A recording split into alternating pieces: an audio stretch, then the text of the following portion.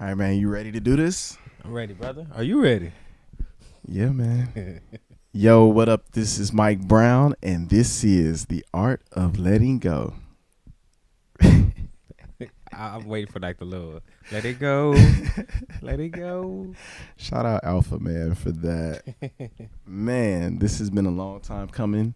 For real. For those of you that don't know, this is my first roommate in college. First person to steal from me. Man, so all the folks in food, snacks, everything. Let's wait for you to leave the closet open. Wait for you to go to the shower or something. He was in there. That's funny. But yeah, man, like one of the first people that I experienced a whole lot of shit with, from Hurricane Katrina to, you know, your wedding to you having a child, all of your business ventures, all of my business ventures. Like when I was in the shower today, I was thinking about, just like with Top Shelf and shit, how like I thought that I was like doing business and shit, and it was really like me like kind of something that I had always wanted to do, but like needed my homies to like be that shield for me. Right. But you've always jumped out there with your own shit and just done your shit without like having to include anybody or anything. So before we jump to, because I feel like I'm just giving a whole lot, just running the history. Can you please let the folks know who you are? So my name is Shaughn Thomas, and Can you speak a little closer to the mic for me, please? my bad. My name is Shaughn. This big right here. Yeah. All right. My name is Shaughn Thomas, and I am an educator / social entrepreneur, marketing. I won't say guru, but marketing person, husband, father. I don't know what else to say. Square. Yeah, you can say that too. Nah. The homie, definitely one of like the most inspiring people that I know. Cause I appreciate that, man. Yeah, man. Because like through your own shit, you hype me up, but then with my own shit, you hype me up too. And that's been like from the beginning. Cause granted, when it was surface, it was hyping me up to go get at girls. Right. And then once we start getting deeper, it's hyping me up to get at guys. Right. And then it became hyping me up for my business, hyping me up. Oh, you want to, man, go ahead and do that. And it was like you made shit just seem so easy, and like getting down to it, or even like writing out the steps, it really all just transitioned to some easiness. Yeah, I'm just like one of your biggest fans, man. Like I always seen like you was kind of like that dude. So, and you probably didn't see it. Like, or maybe you did see it, I'm not sure. You know what I'm saying? But everybody kind of, like, our whole crew was kind of like, you know, I don't say popular, but everybody kind of like, you know, went around us, was cool with us. And you just had your own swag. Like, you did your own thing, and you was always gone. But, like, yeah, you stayed gone. Like, because you had a car and we didn't. Yeah. But, nah, you had your own wave, and I saw it. You know what I'm saying? Maybe you didn't see it at the time. Yeah. So I was like one of your biggest fans. I'm going to push you to do whatever you can. And for me, at that time, that's all I could see, you just going hard. Yeah. Like, you know, because the only thing that motivated me at the time was just money. Yeah. So if we could figure out a way to get some money, like, I'm there. Yeah. So I was just trying to figure out how to become a millionaire early. Yeah, man. And it's funny because I think about, as you mentioned, money, you and like your relationship to money, and at one point in your life it seemed like it was like the most important thing to you. It was. And now it seems like, you know, being with your family and shit like that has become more important. And I guess I would like to hear you speak to like that young brother with that same mindset that you had having what you have now, because I do talk to a lot of young cats, and like for them, and not even young cats, just a lot of dudes in general, like money is the motivation, and like not really like, you know, enjoying the present moment or just life in general, like whatever that looks like, you know. But I guess it goes back to like when you, like, for a teenager kid, you know, single parent home, you know what I mean? My mom, she gave me everything I wanted, but I always go to college so you get a good job and make some money. Yeah. Like, you know, and that's what you always hear, make some money, which is cool, right? But they don't teach you the other aspect of life. Like, there's more to life than that. Yeah. So in college, you know, you trying to find yourself, you know, Some people pick majors because of how much money they're going to make. And we know a lot of people who pick majors and now they don't do half of what they went to school for. Yeah. You know what I mean? Or they made the money and then they like depressed in their career. So they went a whole different route, to find that happiness. So for me, I went to school, marketing, business, got an MBA. Like, cool, let's get the money. And then, it's hard to find a job after, you know what I'm saying? Like if you said you need the experience, you know what I'm saying? But how you gonna get the experience if you don't get the job? So, but then when you start trying to make money, and me, I'm good at like executing. Yeah. So if I have an idea, I'm able to execute and like see the vision and make it happen. And then, you make money and stuff. But when I started teaching, that was like the first time where I really didn't do it for the money, because you don't do teaching for the money. Hell no. But you like, there's different avenues where you could, make money in education. Yeah. You know what I'm saying? You just have to hustle. But that was the first time where I'm not really doing it for money. Like, I'm getting there early, staying late, and you get paid on whatever days, but I don't even think about when I get paid. Like, I just do what I do. And just do it for the love. And like, some people like, why do you do this? And why do you come out your own money? I come out my own money because I want the experience. I want kids to have fun, and I do it because that's what I want to do. Like, I spend my money on other people more than I spend it on myself now. Yeah. As opposed to, spending on myself. And it's weird, but.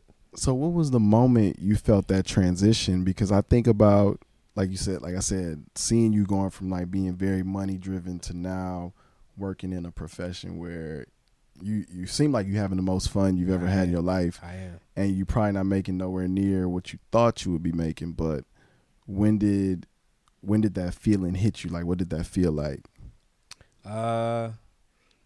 It kind of hit me when I first started teaching. Like, I started teaching in Sunnyside at this school called Addicts Middle School, and lower income area, whatever. But I seen the kids were like so much fun. Yeah. And I saw myself in them. And for me, when I hated school growing up. Yeah. So it was boring. I can only remember probably 2 teachers. Yeah. Ever.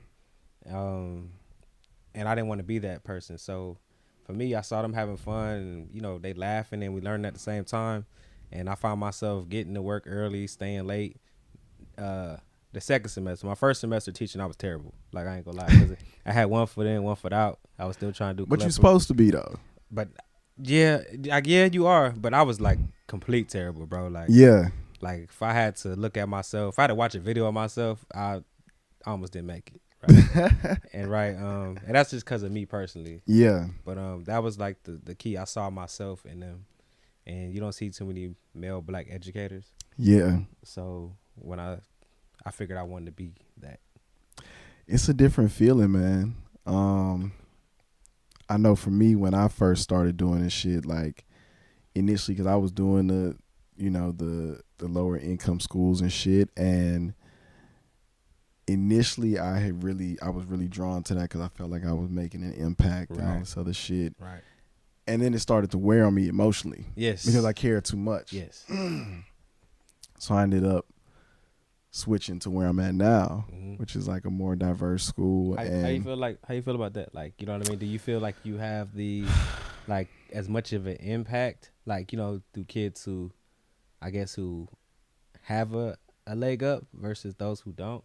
Like, 'cause I know it can be like very taxing dealing with, in areas that are not affluent, you know what I mean? And the kids' behavior issues. You have them everywhere, but behavior issues, no parent engagement. Yeah. No support.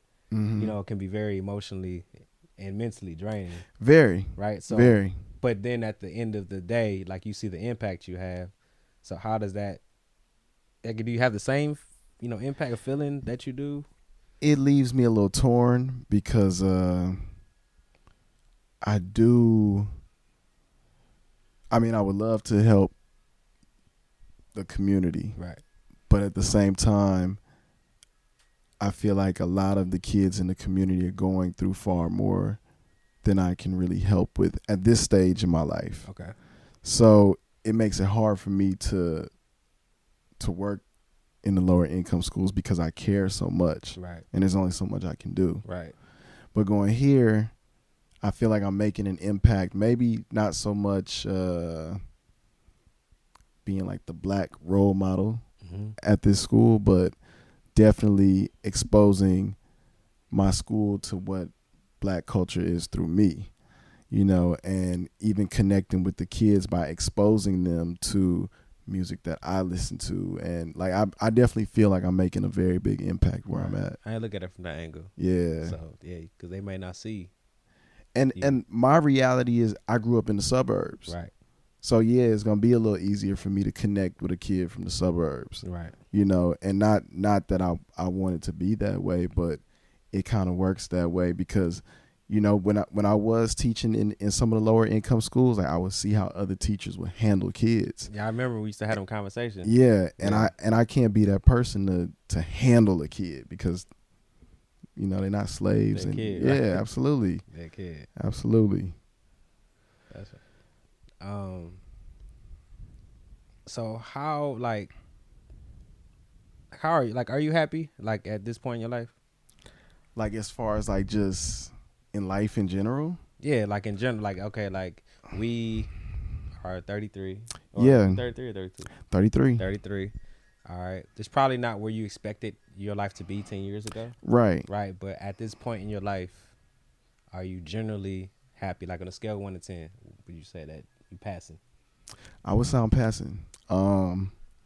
Honestly, I don't know what number because I feel like it fluctuates throughout the days, but I can tell you for a fact this is the happiest that I've been in my life.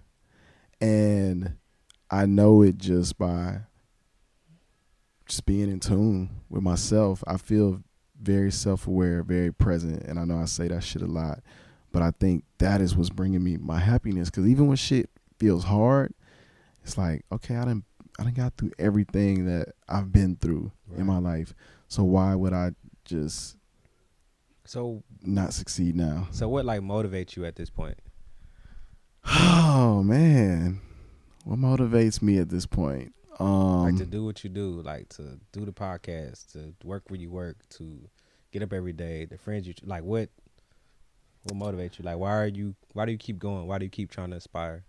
I think because I like connecting, and that's with the podcast, with school, with everything that I'm doing. Like even my friendships, my relationships. I really enjoy being able to connect with people and make people feel good.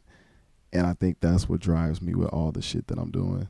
Like, especially with this, it's like the shit that people get from this, you know, it on days when I don't want to do it, that's what keeps me going. Right. When I walk in a classroom and like kids are excited to do music, even on days when I'm not excited, it pushes me to step up. Right. You know? Right. You know, it's crazy. You know, like people talk about legacy, right? And people talk about legacy more now since the COVID thing happened. But like, I would say when we were in college, I think someone asked me, we always have conversations, I always bring it back to money, right? Yeah. Every conversation, money. People like, well, you know, with your legacy, you care about people behind you. And I'd be like, I don't care about nobody, you know, but myself. Like, I'm trying to get me. Yeah. Right. And that's what it's about, you know, money, trying to get me. And it's crazy how now the mindset is like totally different, where my motivation is I just want to impact as many people as I can before I go. Absolutely, man. I really just want people to feel shit. That's all. Right. Like inspire them. Yeah. Whether it's kids, whether it's adults, whether it's anybody, like inspired to be like the best version of yourself. Yeah. Because a lot of times we don't try because of whatever fears we may have, or somebody may told us something, or whatever it is. We just don't go as hard as we can for some unknown reason. But it's just like everything is it's easy. It's not easy, but it's just everything's attainable. You just have to put a plan in motion and just stay the course of what you're trying to do. And I think that's the challenging part. And for you, what helps you stay on course? I know that, you know, there's a point where I was born, the point that I'm gonna die, right? And then you have that dash in the middle, right? So what am I gonna do with my dash? Yeah. Like, so every day that I'm not doing something, that means that I've wasted time, right? I could have completed something, or I could have invented something or created, and I just want to because my mind goes a mile a minute. Yeah. So I wake up early, like 4:30 in the morning every single day, and I just try to produce and try to create and try to get this stuff out my head. Otherwise, I feel like I'm going crazy. Yeah. But what helps too is I have goals. Like I showed you my goals, right? And they're specific. Right. And I have tasks to complete those goals. And once I complete those goals, set another one, set another one, set another one. Because I don't want to be complacent. I don't want to rest on my laurels. Like I just want to keep going because I want to be able to use the gifts that God has given me so that I can impact as many people as possible in whatever way I can. And I just want to have fun doing it. I feel that. My question for you though is how do you balance that with having a family? So, it has the hardest part for me is just going to the gym now. Like, you know, and it's not because I can't. I'll be like, man, I don't feel like it. You know what I'm saying? Yeah. Looking chunky now, but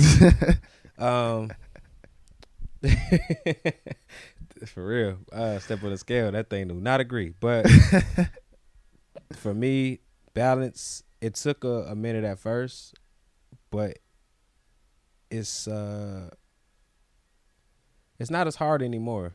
Yeah. Right. The baby for me, that's the easiest part. Right. The easiest part is just having a baby, like you know what you're gonna expect. I don't sleep like that, so sleep doesn't bother me, but she sleeps through the night. The hardest part is just make sure that you maintaining that connection to your wife.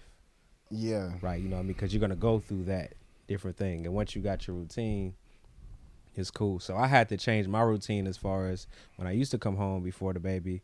I come home, spend time with wifey, and then I would get on the computer and I would just work until I go to sleep. And then I would wake up early in the morning and work. And then I would go to work. Damn. And then that would be my routine every single day, even on weekends. So working 8 hours and 9 hours at the job, before after school, add some hours, and then probably 3-4 hours at night.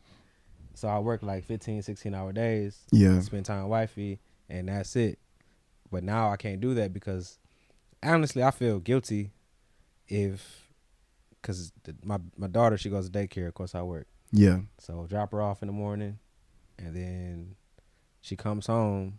So that means I only got 3 hours to spend with her before she goes to sleep. Damn. So if I don't come home or if I have activity, that means I ain't see her that day. That means I feel terrible because I didn't see my own child or spend time with her for a day. So that balance is me saying no to certain things. Yeah. I can't today. Yeah. Sorry, kids. I got to get home. I can't come to your game. I got to see my baby. And they know why, because she's going to be asleep. That's what's up, man. So just kind of setting your priorities. But the main thing is, for me, yes, you have your kids, and people say put your kids before you. Yeah. I don't know how I feel about that, like, because you still have to achieve your goals, right? So you still have to try to attain everything that you want to, but still give them everything you want. Like, don't forget about what you are trying to accomplish because you have a kid. Yeah.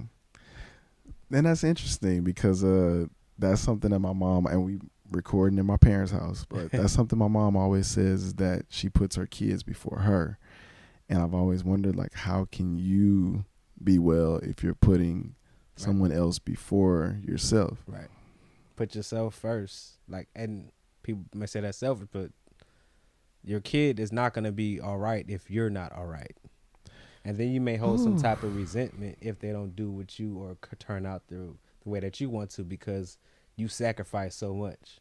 Yeah. Right. And that's where it comes from. But if you still, like, you can still do everything for your kid, but still chase your dreams. The problem is people don't put that same energy towards it. Yeah. You know what I mean? You can still do everything. It's just a real balancing act. Some people don't have that discipline to do it, but I'm still going to try to accomplish my dreams. On my wife to try to accomplish hers. So if we got to take turns and you do this, you do that, but we still going to do the best for our daughter.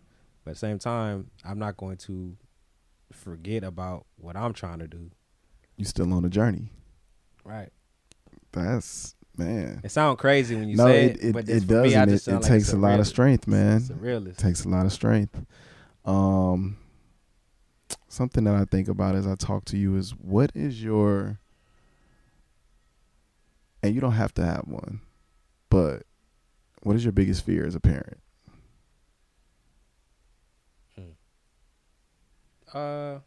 Regret. Man. Like, I don't ever want to say, I wish I would have did this for my daughter. I wish I would have spent more time. I wish I would have taught her how to read. I wish I would have, been there for this. Yeah. Like, that's just my biggest fear. Because I know that no matter how she turns out, I want to be able to say I did everything that I could to make sure that she was happy and did whatever she needs to do.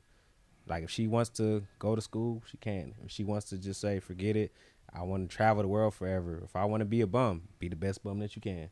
Yeah. Like, I don't ever want her to feel like she has to do something because she wants to please me. I just want her to be happy and do what honestly you have a passion for. So if we can save money now, invest in stocks for you now like we do, and so that when you turn 18, here's a lump sum of money, go ahead and chase your passion for a couple of years. Yeah. Right? Decide what it is that you want to do. And if you want to take that little, what's that little break they call it from a year? It's like on Blackish, the little leap year. No, the little something. It's a little, when they take the little, don't go to college for a year. But if she want to go ahead and do that, go ahead. You know what I mean? But that's just my biggest fear, just regret. But I just want her to be the best version of herself. Yeah. And whatever we can do to make sure that happens, that's what happens. What's up, man? What's yours? As a parent? She's not a parent now, so. But I mean, like, if I were a parent or just leading into that, I mean, even with my students, I think my biggest fear is like not dealing with myself and putting my negativity on them. That makes sense? Yeah, because that has an effect on kids. Yeah. It does. Yeah, so just being very, like, trying to be as conscious as I possibly can about what I'm putting into the youth and into the world in general. And it's crazy because when you're a teacher, you see students. You see how they act. You see what they're lacking. Oh, you need attention. Oh, you need love, right? That's why you act in this way.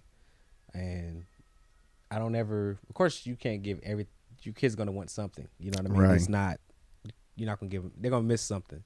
But if you can do the best that you can and have them turn out right, don't have any super deficiencies, then, you've done your job. And at the end of the day, it's just about being happy. Whoever you love, whatever you want to do, whatever lifestyle, I don't care. As long as you're happy. So what does happiness look like for young Fab in 2020? Oh, my bad. Happiness for me. Well, honestly, man, I wake up happy. Like, just I'm living, I'm breathing, I'm healthy, as I think so. Happiness for me is just looking at my family, making sure that they good. Me being able to do something I love every day. Yeah. I worked at a job where, before I got an education, I worked at a job where I dreaded it. I would get there right on time. I would sleep during lunch break, and I would just leave, and I just didn't care what I was doing. I just felt like I was wasting my life. Yeah.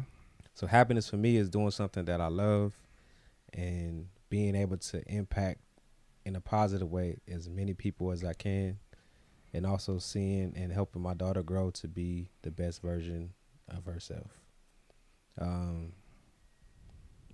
Yeah. Because for me, I'm real self-reflective. Like, I don't take things personal. Yeah. You always know I'm kind of like, even though maybe people don't think so, but I'm like a super loner.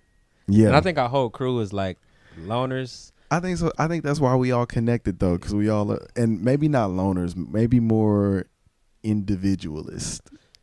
Okay, yeah. Like, yeah, so like, we all can and we do hang out by ourselves. Like, we go to movies by ourselves, we go eat by ourselves, and then when we come together, it's like, okay, cool. We together. But I think that helps a lot too. Yeah. Because I don't need a whole crew. Nah, not at all. Yeah. So just I don't know, just being happy, man. Like, I think happiness is a choice. Yeah. Like, it's all about perspective. Like, I can choose to be mad at this person who said something to me, or I could be like, okay, who cares? Like, and that's it. Yeah. Like somebody talk about your mama. That's cool. All right, cool. You can tell her that. Depending on what they say. Nah, I don't care. You know what I'm saying? People used to say all the time, make jokes about your mama. But if you go along with it, oh yeah, you know, I used to talk to your mom. That's what's up. You get a number? Like, you know what I mean? Y'all went on dates? How many? Right? And when you say something like that, it confuses them and they don't want to talk about it no more. So it's like how you look at things, your perspective. You just like fucking with people. Yes. Yes. Like I would never give you the satisfaction of like you getting me angry. Yeah. I know that's what you're trying to do, so I'm gonna do the exact opposite. Right. Yeah. Yeah. Man, I see you with this sweatshirt on. It says invest in yourself. Yes, sir. And I want to know what does that mean to you? What's going on with investing in yourself? So investing in yourself, you know, originally it started as a investing in yourself started as a after school program. Okay. So I used to work. I moved to New York in 2014 to work with my dad. He has it's called Exposure Foundation, and I was a program director. So they did animation, film, technology, all that stuff. And he started a pilot program called Wall Street Warriors, where kids invest in financial literacy. So I started it over there with him, and then I worked there for a short time, and then I moved back to Houston, and I started my own version, and you know, my own style, and it's called Investing Yourself. So originally it started as after school program, financial literacy, where my kids invest in like teach about stocks, credit, debt, saving, everything that with finances that's not taught in schools. We teach everything else, but the stuff that really matter we don't really do. So investing in yourself, you know, my kid, middle school, high school, and some elementary, you know, they open bank accounts. They actually purchase stock. We do community workshops where they teach the community how to invest, you know, teach the community about FICO scores and things of that nature. We won. And these are kids, right? Kids, middle school. Wow. So we won statewide competitions where they turned, one of them was a stock market competition. They got first place out of 452 teams where they turned $100,000 of simulated money to $147,000 in 9 months. We do entrepreneurship as well. So my kids, they do business plans, and then I put seed money behind them so they can actually start their businesses, you know, in middle school. Some of them started shoe consignment companies. Wow. And clothing companies. Matter of fact, one of my students, he is a freshman in high school, and you know, we was on Great Day Houston, you know, because of his clothing company, and he has his clothing right now in the Galleria Mall in Houston, right? So that's great as far as entrepreneurship and just teaching just everything, man. Like, and these kids are smart, like they can do it. Yeah. And the most important thing is the minority community, like, because we not taught this information, right? So the goal is once I teach them, then their job is to go teach their family, their friends, their community, and that's the only way we're gonna change things. That's powerful, man. Yeah, so it's a great thing, and it's been growing, and you know, that's what it is. That's what's up. Yeah. So and that can apply to everything, like investing in yourself, like invest in your wellness, invest in your mental, invest in your just anything really. Invest in your future. Yeah. Like, and that's just people, man. Like, I feel like a lot of people, I don't say lost, but it's so confusing. Like social media, and then like looking at everybody's highlights, and you try to focus on that instead of investing in what you really like to do. Yeah. But it's funny though, like, you know, I think we are those guys to pull it all together in our own ways. Because I look at, you know, I always joke with James about us being like Captain Planet or like the Power Rangers or some shit. He's a hero. Yeah. Gotta take pollution down to 0. But we all got these superpowers that connect, you know, like, you know, the art of letting go, invest in yourself, feel free to feel free, you know, what Byron is doing with these ciphers. It's like all of this shit connects, and once it all like fully pulls together, like, you know, like you said, we all individually do these dope things, but when they all tie, like, who knows what the fuck could come of that. Thank you for tuning into this week's episode of The Art of Letting Go. If you like what you heard, Please be sure to subscribe to us wherever you listen to this podcast and leave a comment. Let us know what you think. Let other people know what you think as well. If you want to get in touch with us, hit us up on all social media at The Art of Letting Go Podcast. Also, you can send me an email, theartoflettinggopodcast@gmail.com, or give us a call. Leave a message. We might play it on the show. 213-394-2773. Also, if you'd like to support the podcast, we got some real cool merch on bonanza.com. Also, you can subscribe to us on Patreon, Art of Letting Go Podcast. Thank you guys for listening. I appreciate all your support. This is Mike Brown, and this is The Art of Letting Go.